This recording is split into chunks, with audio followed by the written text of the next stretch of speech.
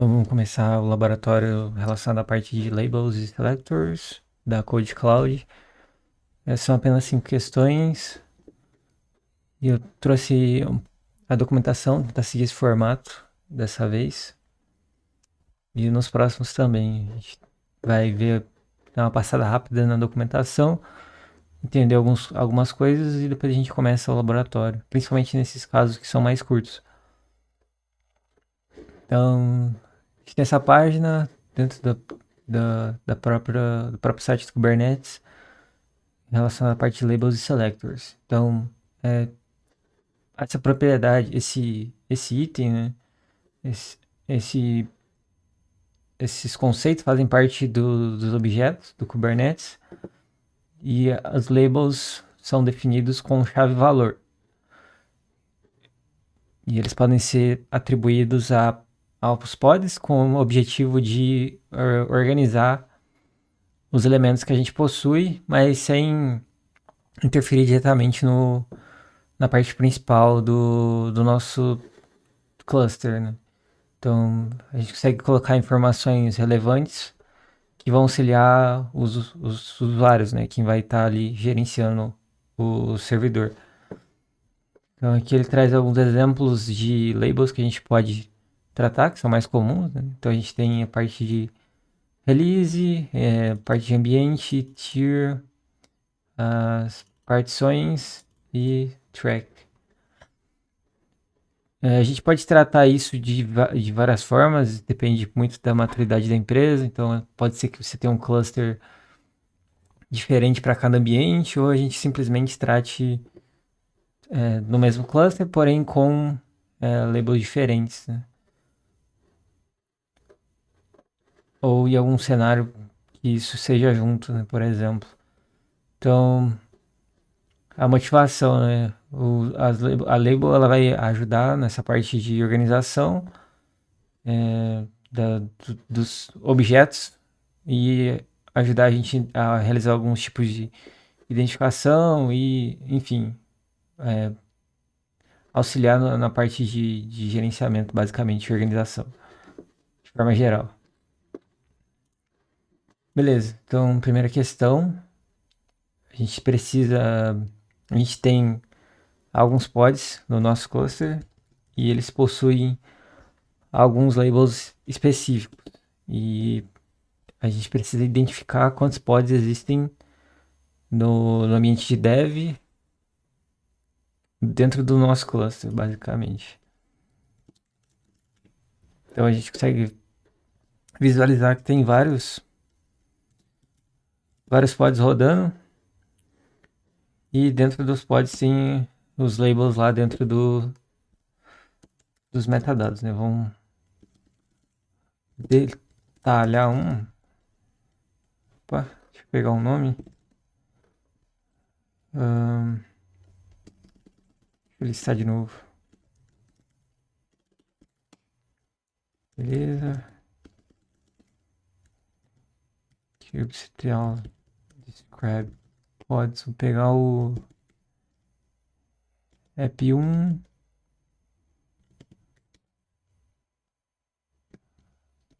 Opa, faltou um L.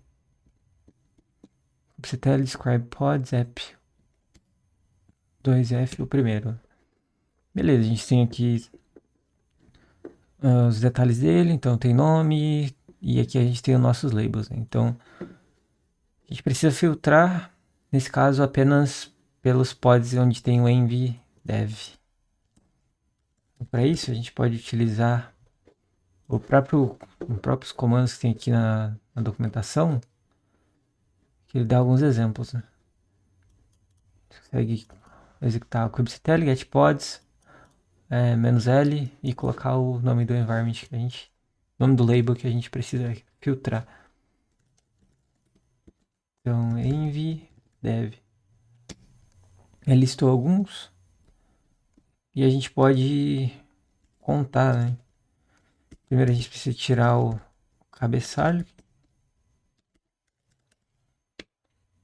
Beleza? E agora a gente simplesmente conta a quantidade de linhas. A gente tem 7 pods com o label com a chave env com valor dev.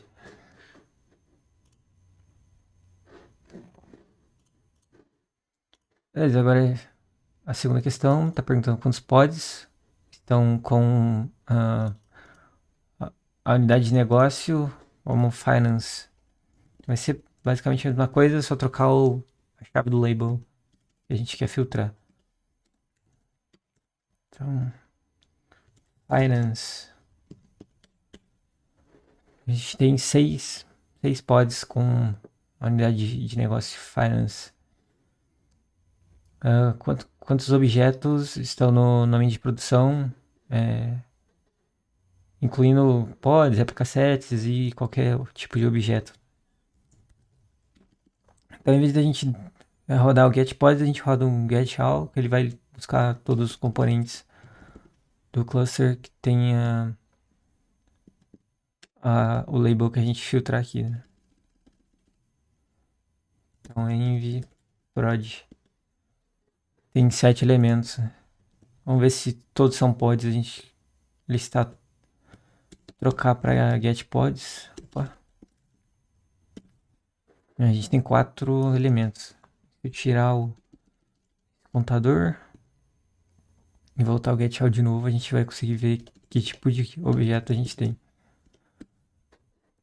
Então a gente tem 2 réplicasets e um service que também possuem esse label. Então a gente tem 7.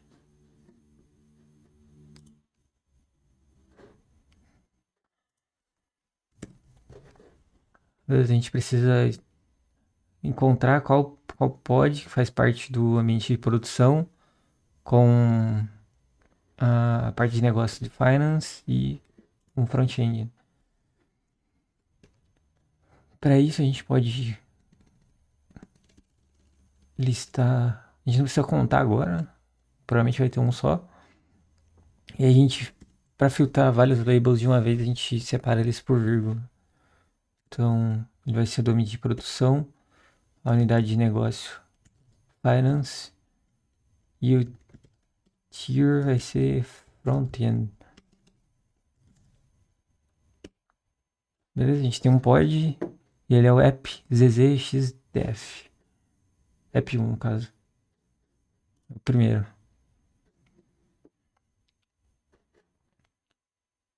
Beleza, agora ele deu uma definição de réplica set, o YAML. A gente precisa arrumar e executar ele, basicamente. Certo? Vamos tentar aplicar. Vamos ver ele primeiro. Depois a gente executa e vê o que ele vai dar, basicamente. Então, API version apps v1, kind réplica set, metadata. Não tem muito que dar problema. Spec, 2 réplicas, é o que ele deseja. Selector, match label tier, front-end. Template, metadados, com label tier, com nginx. Isso aqui é um potencial para estar com problema, porque ele está tentando fazer o match com o tier front-end aqui, mas ele está encontrando o tier nginx. Spec, não tem muito erro também. Certo? Vamos aplicar para ver o que vai acontecer.